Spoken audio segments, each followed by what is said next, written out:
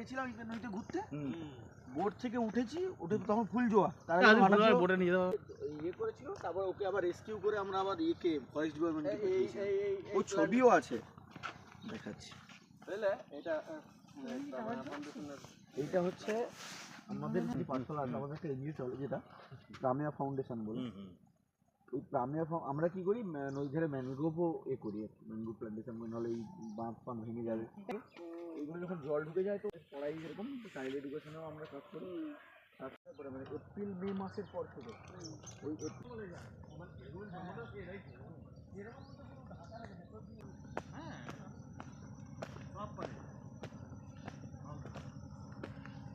এই যে মধু আনতে যায় এরকমই থাকে, খালি জঙ্গলটা ভেতরে থাকে, পুরোটাই ঢাকা থাকে। তুমি এটা দিয়ে হাঁটছো এখন, তুমি এরকম হাঁটছো, এরকমই মানে জঙ্গলের ভেতরে ওরা হাঁটছে, এরকমই মাঠে এরকমই গাছ। শ্বাসমূলগুলো বেরিয়ে আছে, দেখো না, শ্বাসমূলগুলো বেরিয়ে থাকে, শ্বাসমূলের বিষটা বাড়ি থাকে, মানে কাঁটার মতো বেরিয়ে আছে, সেগুলো কারো কাঁটা না, কাঁটা না, বুঝতে পারলে? লাগবে, হালকা হালকা লাগবে।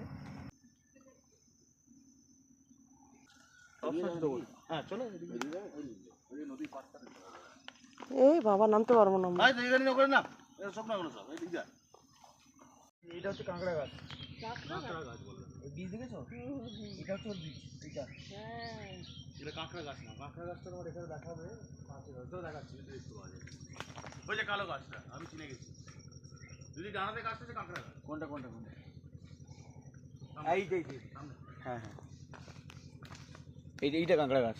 এই যে তার ফল হচ্ছে, এই যে তার ফল হচ্ছে এরকম। এবার তুমি একটা খাই তো,